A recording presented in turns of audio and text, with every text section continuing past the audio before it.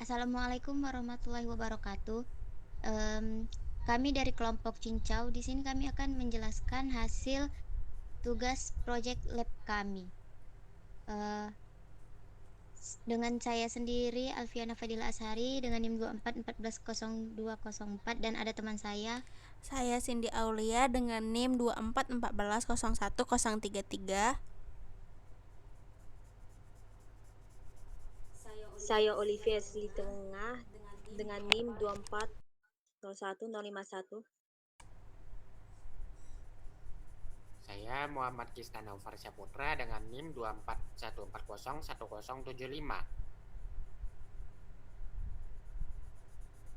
Baiklah, di sini kami akan menjelaskan hasil web yang kami buat, yaitu ide pokoknya tourism. Di sini kami membuat web untuk mencari kuliner di setiap daerah yang ada, menjelaskan tentang apa aja makanan dari setiap daerah.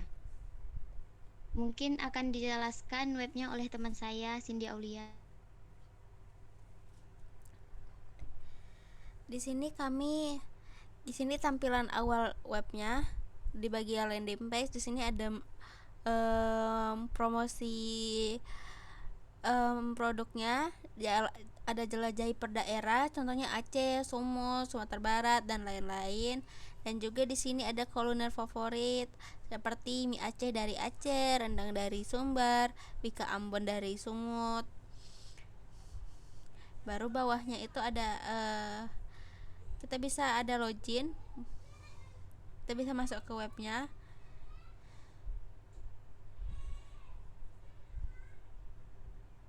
Di sini kita bisa mendaftar dan juga masuk ya. Di sini kan email yang sudah terdaftar ini ya, kita masukkan, kita bisa langsung masuk.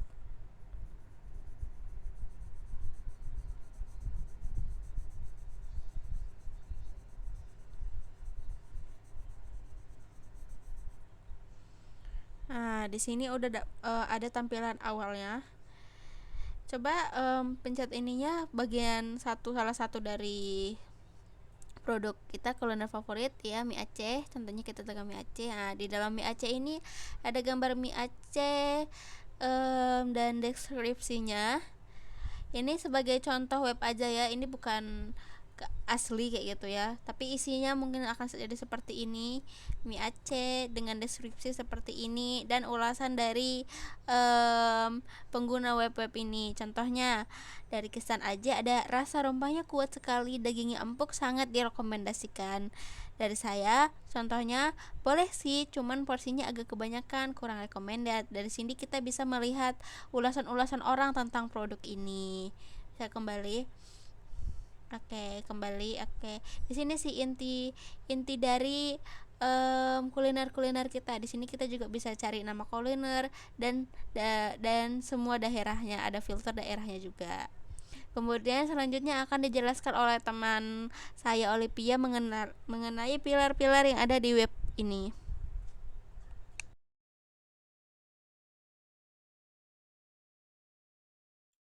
Baik, di sini saya akan menjelaskan tentang 4 pilar yang ada di dalam proyek Rasa Sumatera. Yang pertama adalah encapsulation. Encapsulation adalah menyembunyikan data internal suatu kelas dan hanya mengaksesnya melalui metode atau getter-setter. Implementasinya yaitu adalah semua model, yaitu user, kuliner, daerah, ulasan, menggunakan anotasi lombok, getter, dan setter, sehingga field seperti private string nama, private string password, dan lain-lain tidak bisa diakses langsung dari luar kelas. Harus lewat get nama atau set nama.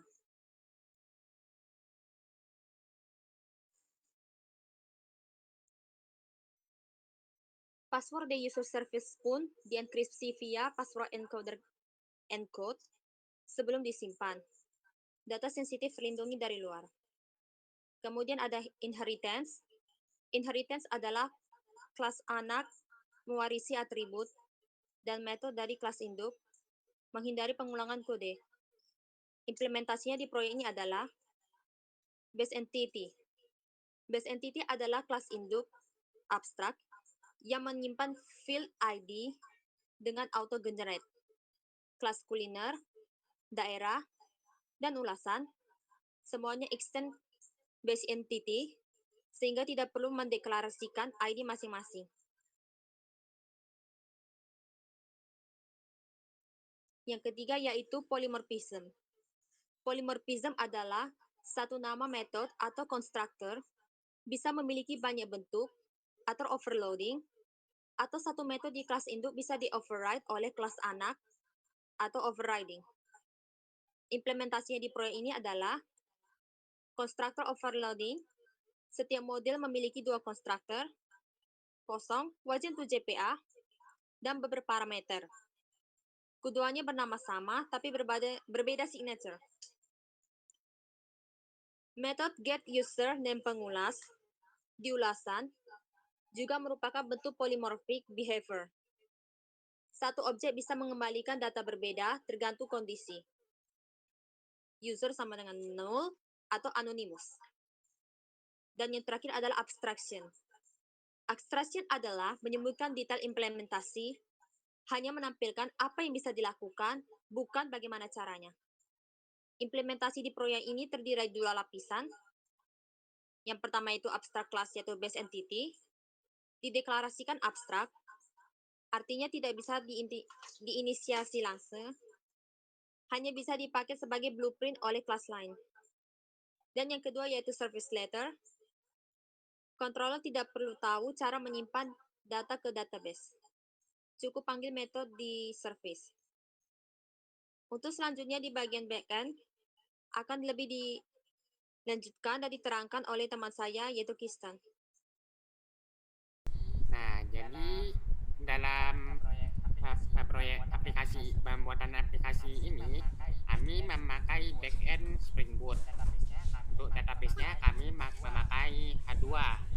Nah, di sini kami selain menerapkan 4 pilar PBO atau pemrograman berbasis objek, nah kami di sini menerapkan juga yang namanya validation.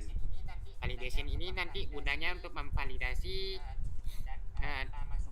data masukan pengguna. Kalau misalnya tidak sesuai dengan format yang diharapkan, nanti bakalan ditolak hasil input si pengguna ini dan gak bakalan masuk ke database. Lalu untuk security, nah kami membagi tindakan apa saja yang bisa dilakukan oleh pengguna. Bagi pengguna yang belum login itu cuma bisa melihat produk seperti ini ya. Nah, kalau sudah login, nanti pengguna bisa juga membuat ulasan seperti ini. Dan kalau menjadi admin, nanti bisa tuh untuk membuat dan mendelete produk. Nah, jadi di sini user tidak membeli barang, tapi bisa meninggalkan ulasan atau review. Nah, untuk pembuatan produknya itu dan penghapusannya itu nanti diserahkan kepada si admin. Mana merah tadi? Mana tahu ini.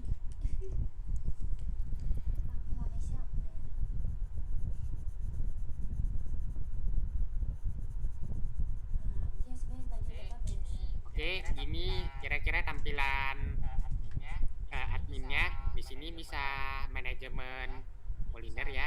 Ini bisa lihat total ada berapa sih total kuliner provinsi dan ulasannya. Terus di sini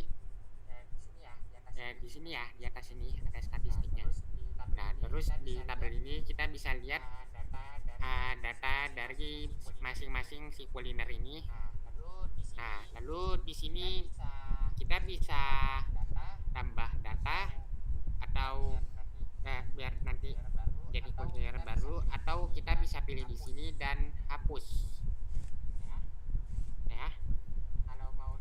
Kalau mau nambah kuliner baru, nanti buat namanya, provinsinya, terus kulinernya, deskripsinya dan gambarnya. Oke, sekian bagian dari saya. Saya serahkan kepada teman saya selanjutnya. Baiklah, sekian penjelasan dari web yang kami kerjakan. Lebih dan kurang kami mohon maaf. Wabillahi taufiq wal hidayah. Wassalamualaikum warahmatullahi wabarakatuh.